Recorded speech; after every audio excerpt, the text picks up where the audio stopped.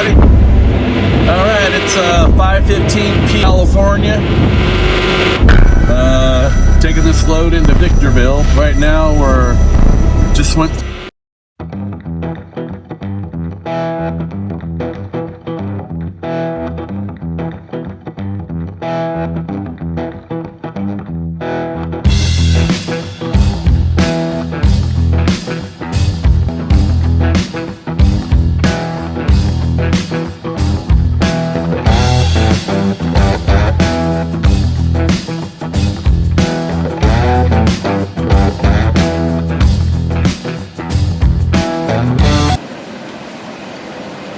Good morning. Happy hump day. It's 8:30 a.m. The 26th, 44 degrees here in Oregon. I picked up my empty at Walmart. I'm taking that over to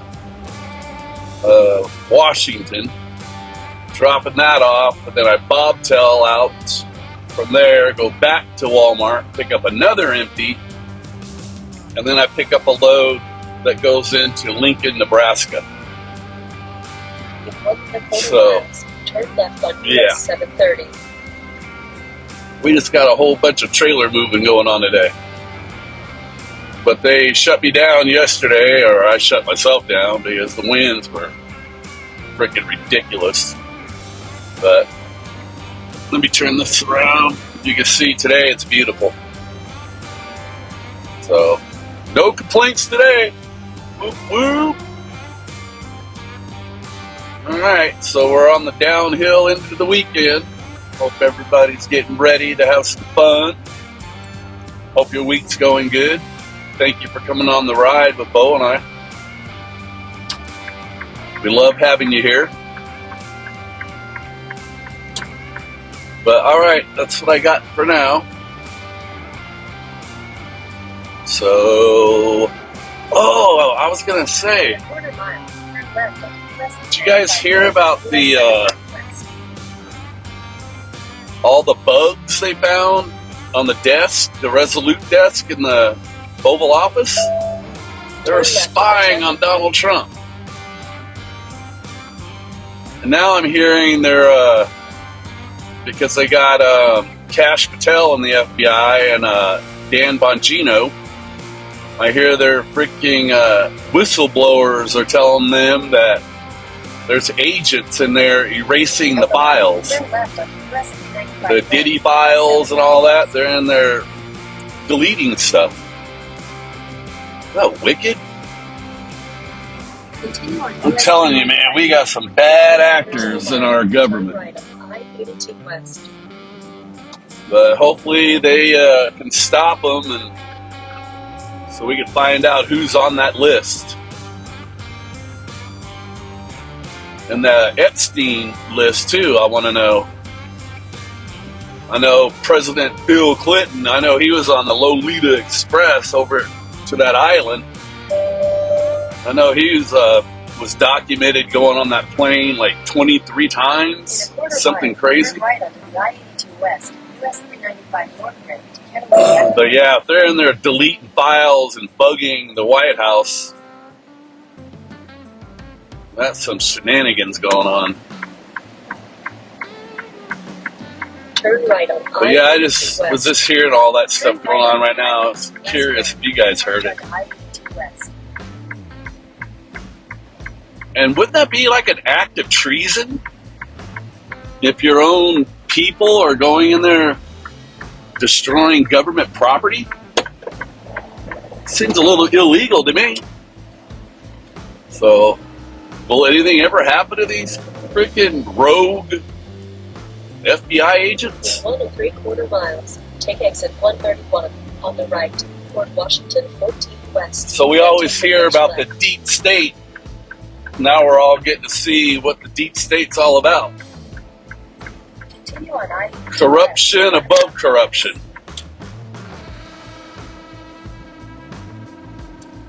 Okay, get ready to go over this bridge. Man, I don't know what's up with my camera holder here. It's getting all loose. got to do some fixing. All right, we're coming up on the Washington state border. Going out of Oregon. Going over the Columbia River right now. There we go. Welcome to Washington. The Evergreen State. Cool.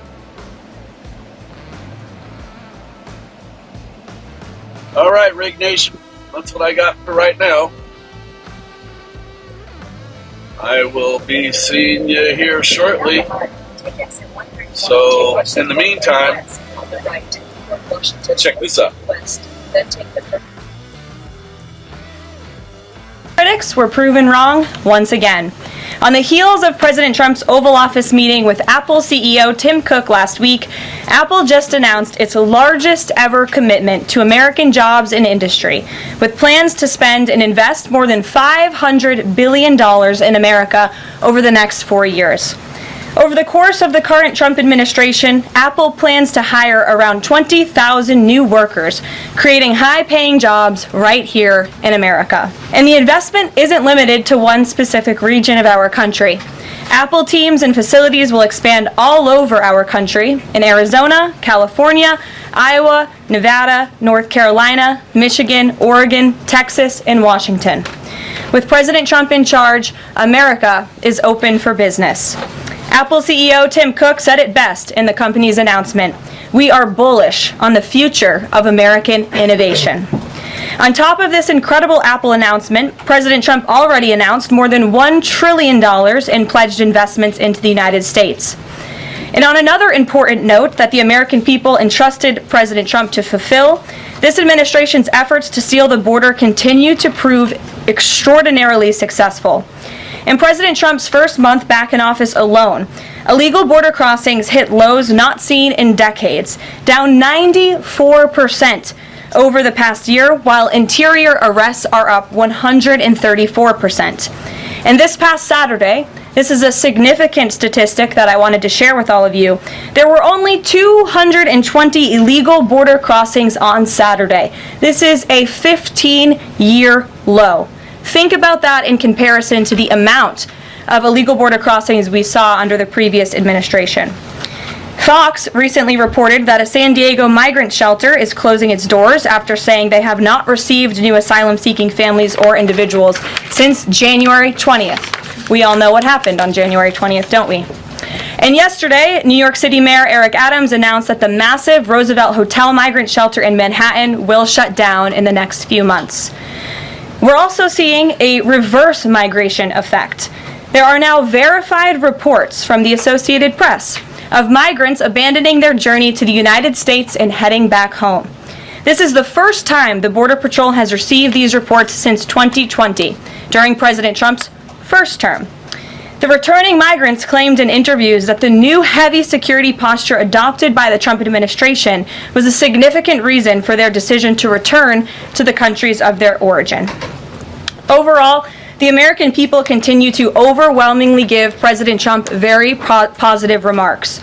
Nearly every one of President Trump's policy initiatives are receiving strong majority support. And I have noted that in every briefing since Inauguration Day. 81% of Americans support deporting illegal migrant criminals from our nation's interior. 76% of Americans support the DOJ-led efforts of a full-scale investigation to find and eliminate fraud and waste in government expenditures. Again, this is from a Harvard-Harris poll, a very legitimate pollster. 76% of Americans support closing the border. 69% of Americans support President Trump's common sense efforts to ban men from women's sports. As you all know, we celebrated that executive order at the White House a couple of weeks ago. 65% of Americans support the president's efforts to eliminate all preferences by race in the hiring and awarding of government contracts, which is another pledge that DOJ is working hard to fulfill. And 61% of Americans, vast majority, support the president's plan for reciprocal tariffs to ensure that other countries are treating us the way we have always been treated. Despite what many Democrats and media members want you to believe, the Trump agenda is not only necessary, but it is overwhelmingly popular. Why? Because it's driven by common sense. And finally, as you all saw yesterday, a federal judge denied the Associated Press's emergency motion for a temporary restraining order against myself, our Deputy Chief of Staff Taylor Budowich, and our Chief of Staff Susie Wiles for our decision to remove the Associated Press from the White House press pool for certain and special events. The judge's ruling, upholding our decision to deny the Associated Press such privileged access, reinforces the truth. And it reiterates what I said from this podium last week when that suit was filed. Asking the President of the United States questions in limited spaces such as the Oval Office in Air Force One is a privilege that unfortunately has only been granted to a few. It is not a legal right for all. The Trump administration has already proven to be the most transparent ever, and this president the most accessible in history. This is evidenced by President Trump's daily press conferences in the Oval Office, where he takes many questions from the journalists who have the honor and privilege of standing before the beautiful Resolute desk. The President and this entire White House are committed to ensuring the American people continue to receive this same level of historic transparency, access, and visibility. In fact, we want to double down and give even greater access to the American people. We want more outlets and new outlets to have a chance to take part in the press pool, to cover this administration's unprecedented achievements up close, front and center. As you all know, for decades, a group of DC-based journalists, the White House Correspondents Association, has long dictated which journalists get to ask questions of the President of the United States in these most intimate spaces. Not anymore. I am proud to announce that we are going to give the power back to the people who read your papers, who watch your television shows, and who listen to your radio stations. Moving forward, the White House press pool will be determined by the White House press team.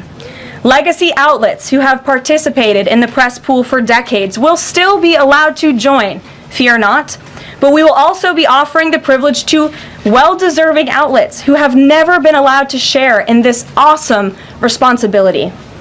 Just like we added a new media seat in this briefing room, legacy media outlets who have been here for years will still participate in the pool, but new voices are going to be welcomed in as well. As part of these changes, we will continue the rotation amongst the 5 major television networks to ensure the President's remarks are heard far and wide around this world. We will add additional streaming services which reach different audiences than traditional cable and broadcast. This is the ever-changing landscape of the media in the United States today. We will continue to rotate a print pooler who has the great responsibility of quickly transcribing the President's remarks and disseminating them to the rest of the world. And we will add outlets to the print pool rotation who have long been denied the privilege to partake in this experience but are committed to covering this White House beat. We will continue to rotate a radio pooler and add other radio hosts who have been denied access, especially local radio hosts who serve as the heartbeat of our country. And we will add additional outlets and reporters who are well suited to cover the news of the day and ask substantive questions of the President of the United States depending on the news he is making on that given day.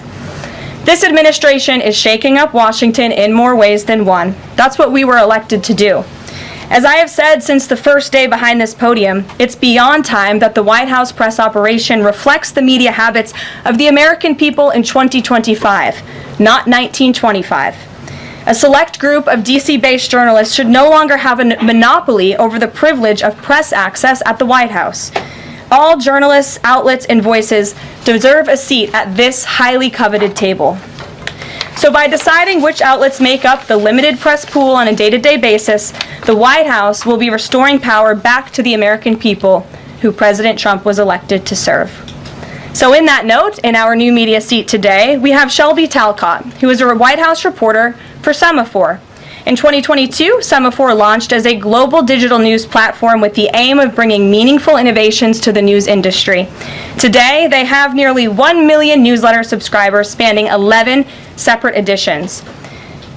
With that, Shelby, I will take your questions. Thanks, Caroline. I've got two for you. One on foreign policy. Over the weekend, the president's special missions envoy, Rick Grenell, was talking about Venezuela, and he said that the president isn't someone who wants regime change. Other administration officials have made clear that they don't see Maduro as the rightful leader. What is this administration's policy on a new government in Venezuela? I think the president has made his position on Venezuela quite clear. He stands in opposition to the Maduro regime, and Secretary Rubio has spoken on this extensively as well. And then on Doge, last night Elon Musk said that a failure to respond a second time will result in termination. Will there be additional rounds of the "what did you do this week" email from Doge to federal workers? And what's the guidance on the federal workers who've been instructed by their agencies not to reply?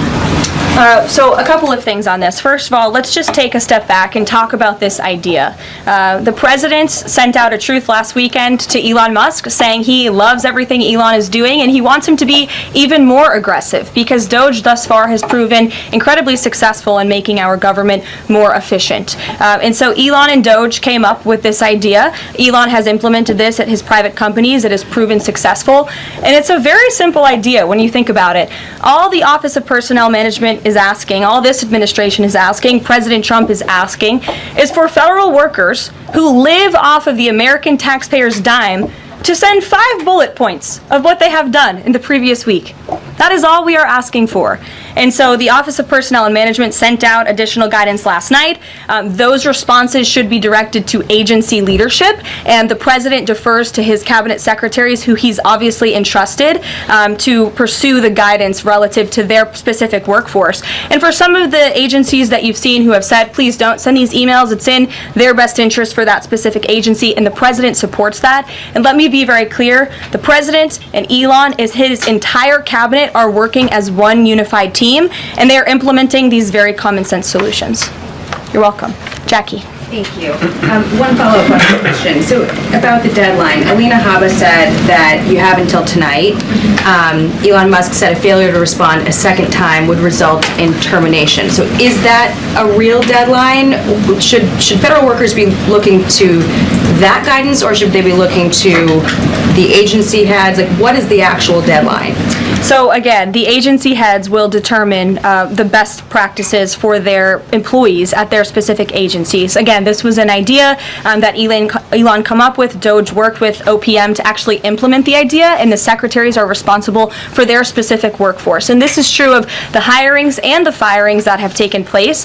And we advise federal workers, unless your agency has dictated you not to respond to this email. In fact, I can announce that we've had more than 1 million workers who have chosen to participate in this very simple task of, again, sending 5 bullet points to your direct supervisor or manager, CCing OPM. I actually participated in myself. It took me about a minute and a half to think of 5 things I did last week. I do 5 things in about 10 minutes, and all federal workers should be working at the same pace that President Trump is working and moving. We have a country to save, and we want this federal government to be responsive to the needs of the American people who re-elected this president to have historic, massive reform, and that's what the intention of this idea is. Can you clarify one thing, though? Because Elon Musk also said that a reason that they wanted this 5 things email was just to see if people are actually alive, citing that there are some federal workers who might not even be alive.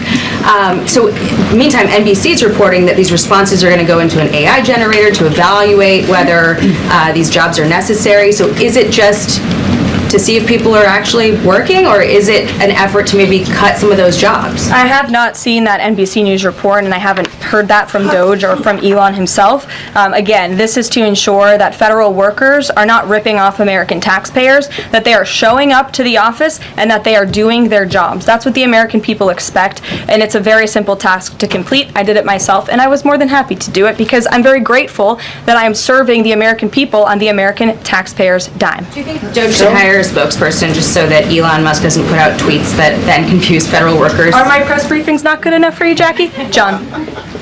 Carolyn, thank you. In the ruling by Judge McFadden yesterday, who dismissed the lawsuit that AP brought against yourself and and your team members here, President Trump. In there, he said, why not just do away with the entire White House Correspondents Association along with it, because essentially they have no authority.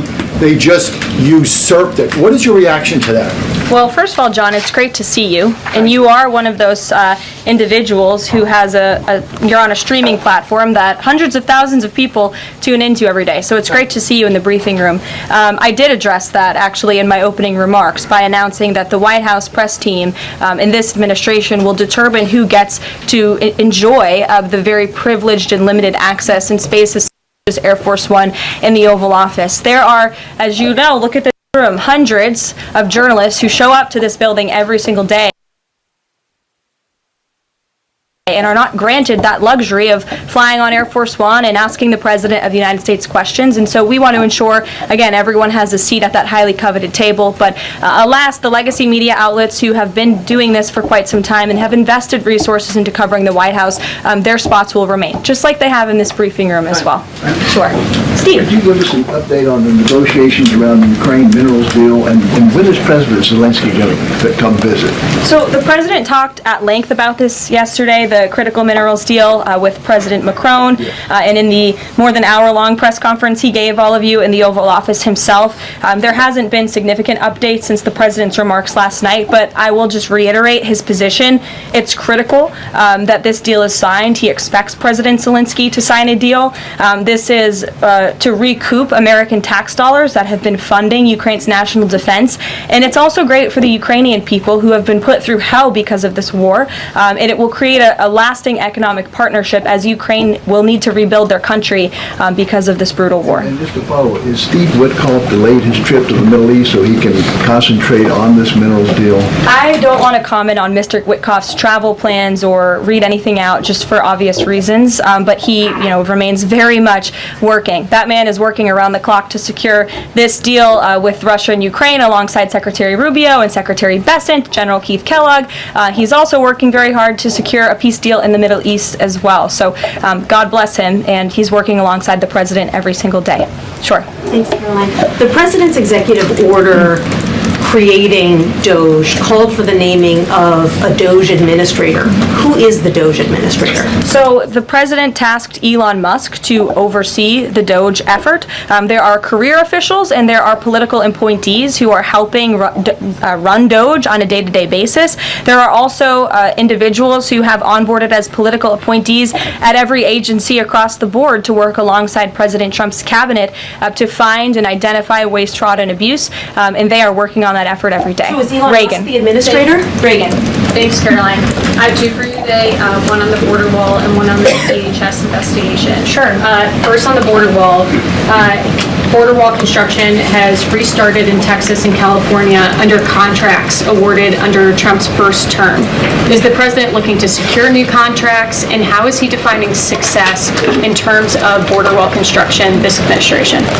The border wall is a signature promise of President Trump's campaign. He talked about it way back in 2015 and 2016, and people laughed at him for bringing up this idea. It's proven to be not only an idea that he delivered on in his first term and continues to deliver on in his second term, but it's also proven to be highly effective.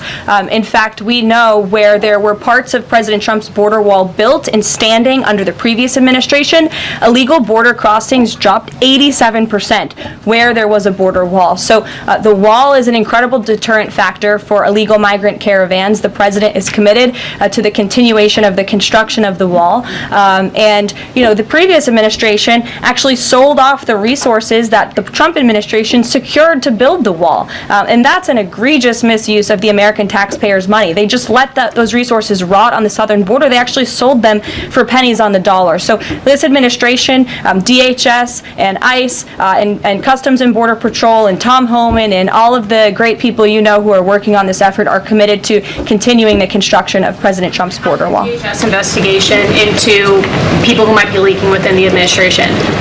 Will the White House release the names of the individuals that DHS Secretary Noem said were caught leaking details of the ICE raid? And can you share how many leakers have been caught so far and what agency they were a part of? I would defer you to DHS on the leakers that they have identified, but I know the President and this White House commend Secretary Noem for launching an internal investigation to identify those leakers because it's unacceptable for career bureaucrats who are standing in the way of the will of the American people and enacting President Trump's agenda. If they don't want to adhere to the will of the 77 million Americans who re-elected President Trump, then they should go find another job. And if they continue to leak information, especially information that is critical to protecting Border Patrol agents and ICE agents who are out there doing jobs that not many people are willing to do, putting their lives on the line to protect our national security, then those individuals absolutely should be fired. And this administration is committed to finding them. Sure. Caroline, two questions for you. One related to Guantanamo Bay, the other to the White House Correspondents' Dinner. I wanted to get your response to some Washington Post reporting of the migrants who stayed over at Guantanamo Bay for the last 2 weeks. They told the Post they were rarely let outside. They were shackled and placed in what they described as cages and alleged that they were not treated as human beings. Does the White House have any response to those conditions? At Guantanamo Bay? It's a promise the president campaigned on, that if you invade our nation's borders, if you break our country's laws, and if then you further commit heinous, brutal crimes in the interior of our country, like raping and murdering innocent, law-abiding women and girls, and committing heinous acts of violence, then you are going to be deported from this country, and you may be held at Guantanamo Bay. These are criminals we are talking about. Don't forget that. Sure. So U.S. consumer confidence fell this month the most since August of 2021. What is your message for Americans who are concerned about the impact of things such as tariffs on prices? Yeah, sure. Well, thank you for that question. It's obviously an important one. The president campaigned on reigniting the Trump economy and fixing the mess that was created by the previous administration. We know they created an economic and an inflation nightmare for the American people, and I'm not going to stand up here and lie to you like my predecessor did about the state of our economy. We understand there are people that are hurting, and this administration is wholeheartedly committed to ensuring that those individuals see relief and price reductions and tax cuts and in less regulations that are burdensome on their household and their businesses. And the president and this entire administration are focused on that every day. I can go through the very long list of economic actions this president has taken. I know you work for Bloomberg, so I'm sure you're well aware of them, but I can assure the American people that the president is very much focused on bringing down the cost of living crisis in this country that was created by the previous administration. Speaker, I just have a quick follow-up. Is the president planning on whipping any votes for support for the House budget vote? And if so, to whom is he making calls? I'm not aware of any calls that he has made. I did talk to the president about his position on this just before coming down here, and he said that he's made it very clear to the Hill what his priorities for a budget are. He's said it to the Speaker of the House. He said it to Leader Thune. The Senate and the House know what President Trump wants and know what the American people want. And so he expects Congress to get it done. He's looking at the proposal from the House. He will also be looking at the proposal that I believe the Senate is drafting up as well. Sure. Thank you, Carolina. I have two questions. Does the United States, I'm sorry,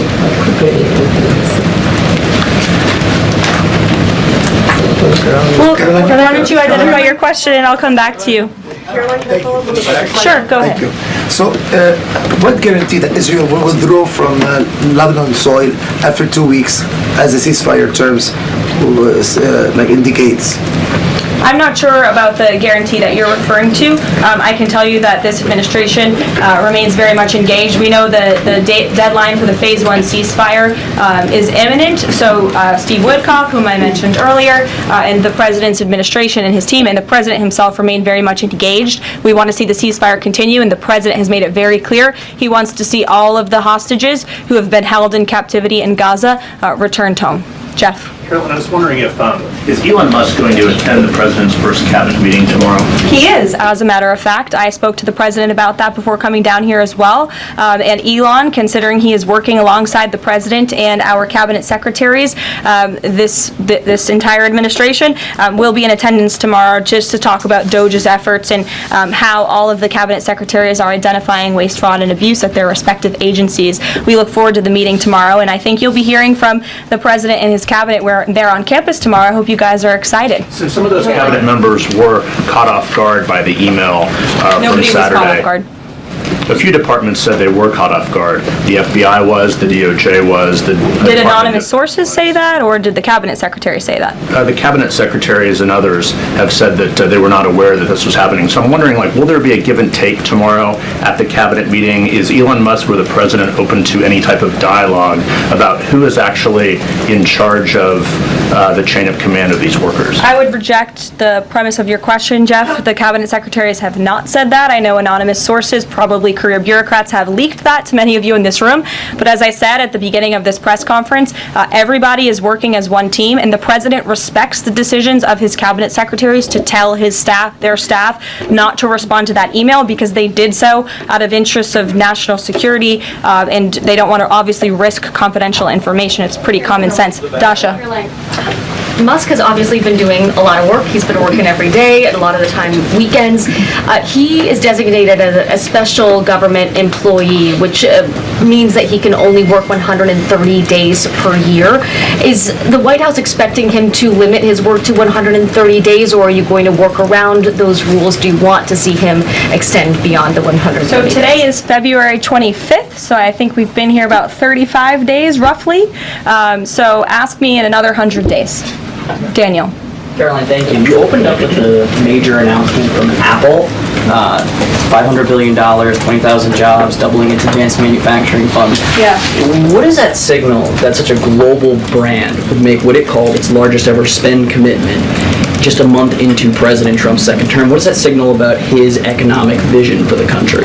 President Trump is a deal maker, and he has restored confidence in business leaders around this entire world. Apple is one of the largest companies on the face of the planet. They employ hundreds of thousands of Americans, but the president wants to see more Americans employed, more investments here in the United States of America. And this is another fulfillment of the president's campaign promises. I recall President Trump at his rallies on the campaign telling the world that if and when I am elected, America is going to be back, and we want your investments to be driven onshore. We want you to hire American workers, and you will have the lowest regulatory burden, the lowest tax cuts, and the president has already proven he's committed to slashing regulation. He's counting on Congress to implement those tax cuts, and so people are encouraged by the president's, again, as Tim Cook called it, they're bullish about American innovation because of the leadership of this president, and it's a stark contrast to the leadership of the previous administration, Joe Biden, who I don't think spent any time trying to recruit any investments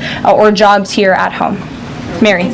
We're hearing from some Republicans who are voicing concerns about how these cuts are being carried out. Congressman McCormick, a Republican from Georgia, tells us he's worried it's too rapid for real people to adapt to. And he says he's concerned that it could come off as discompassionate, in his words, that it could risk undercutting the strong message that he feels you're trying to send about the need to cut government waste. Well, I think that was one comment from one senator, and I think, as I cited in my opening remarks in the poll, the most important people are the American people, and 77% of Americans at home support a full investigation into the waste, fraud, and abuse that the federal government has been spending their tax dollars on. So that's the people the president cares about most, and that's why we're fulfilling this pledge. And again, it should come as no secret to anybody. The president campaigned on doing this. Actually, the president yesterday said if you don't respond to this email, you will be fired or semi-fired. What does he mean by that? Again, I've been asked to answer this question 3 times now. It is semi-fired, but it's in the memo. The president again has entrusted his cabinet secretaries to oversee their workforce. That's why he nominated them to be cabinet secretaries, and so federal workers can be directed to their agency leadership. Great, thanks, Caroline. I wanted to ask about a federal judge yesterday was saying that they didn't know who the Doge administrator was and was asking the lawyer for the administration who it was, and the lawyer responded, "I don't know the answer to that. Can you tell us who the administrator of Doge is?" Again, I've been asked and answered this question. Elon Musk is overseeing Doge. There are No, Elon Musk is a special government employee, which I've also been asked and have answered that question as well. There are career officials at Doge. There are political appointees at Doge. I'm not going to reveal the name of that individual from this podium. I'm happy to follow up and provide that to you, but we've been incredibly transparent about the way that Doge is working. John. The Republican budget. Thanks a lot, Caroline. Since your last briefing, there have been some personnel moves that have been announced by the president, and I wanted to ask you about them. One was the president replacing the chairman of the Joint Chiefs of Staff, General C.Q. Brown Jr. What was the reason for the president naming a replacement for General Brown? And then I'll follow up with another personnel announcement that's been made over the last few days. He thinks he's doing a bad job, and it's time for a shakeup at the Pentagon. They failed 7 audits in a row. The trust in our United States military amongst the war fighters is low. The president is shaking up the Pentagon and the Department of Defense, of course, with Secretary Hegseth leading, and he has the right to do that. It's actually quite common from administration to administration to do such a thing. The president, when he swore him in as the Chief of Staff for the Air Force, called him a great man and a great gentleman. Does he distance himself from the remarks that he made back in August of 2020? I think replacing him speaks for itself. James. There's one other one, if I'm sorry. Thank you. On the FBI, the president also announced a new deputy director of the FBI, Dan Bongino. From what has been reported, and maybe this is not accurate reporting, you can tell me, the FBI director, Kash Patel, informed Republican senators that it would be an individual named as the deputy who was a special agent currently at the FBI, and of course Mr. Bongino is not. Well, what was the reason for naming Mr. Bongino to this position, and was Mr. Patel not correct in making that assurance to those senators? I'm not sure if anybody in this room has listened to Mr. Bongino when he talks about the past corruption at the FBI, when he talks about his experience serving for the United States Secret Service. This is a man who loves his country and who has honorably served our country in ways that many people have not. He understands the depth of the corruption at these institutions, which the American people re-elected President Trump to shake up. And I think it's quite despicable to see many networks in this room who have had chyrons on their television screens labeling Mr. Bongino as a far-right podcaster.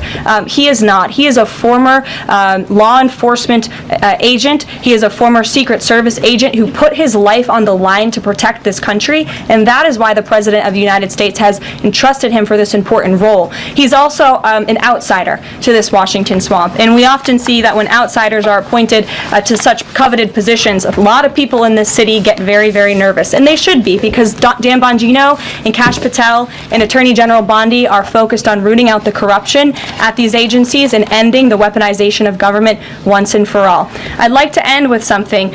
As you all know, James, as you were just about to do before you. You know what, James? I'm feeling generous. Go ahead. I will take it. Thank you, Caroline. Sure. I wanted to ask. Don't make me regret this. I wanted to ask about the Macron visit and the Russia-Ukraine talks in general. It's pretty clear to my eye that President Macron was performing a kind of delicate dance, lavishing praise on the president while seeking in his own remarks to try to bind President Trump to positions and even specific language that the president has not committed to heretofore. One of the most bracing comments from President Macron was when he said that the deal that President Trump is negotiating with the Russians must not be, quote, a surrender for Ukraine. All of the public points that we have heard from President Trump, from Secretary Hegseth, and from other administration officials talking about these negotiations have averred to, quite openly, to concessions from the Ukrainians that will have to be made. The minerals deal, the abandonment of their NATO ambitions, and other elements. So far, we have not heard any administration official suggest a single concession that the Russians should be prepared to make, and so I wonder if you could assure us, at a minimum, that this negotiation process will not be as one-sided as the Europeans seem to think it is, that in fact, President Putin will also be made to engage in some concessions to reach this deal. Well, I think the president knows how to make a deal better than anyone who has ever assumed the office of the American presidency. And in order to make a deal, you have to bring both sides to the table. And typically, when you make a good deal, both sides leave that table a little bit unhappy. I'm not going to outline the concessions that the president and his team are engaged in discussing. These are obviously ongoing negotiations, and it would be unwise of me to impede them from this podium. But the president has made significant improvements in ending this conflict. He is committed to seeing an end to the war. He wants to see the bloodshed and the killing stopped. He wants to stop seeing young men being killed and slaughtered. This has been going on for far too long. The president inherited this mess because of the incompetence of the previous administration, and he's committed to fixing it. And he's made, some of those concessions clear, but I'm not going to get ahead of him on additional ones. But he is wholeheartedly committed to striking a peace deal in Russia and Ukraine, also in the Middle East. Thank you very much, guys. Good to see you. We'll see you later. Thank you.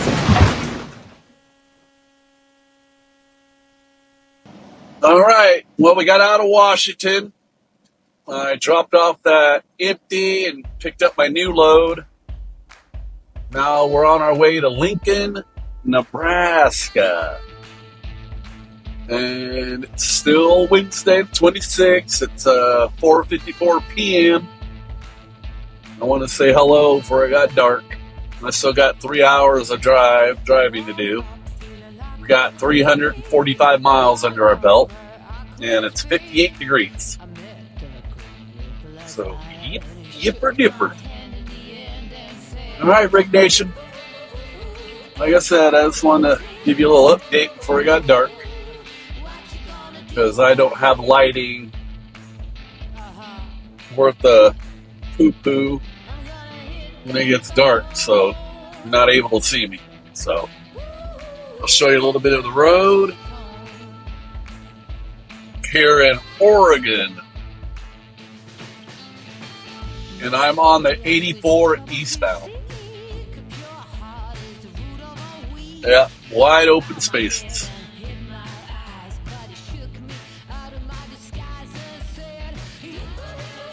All right, everybody.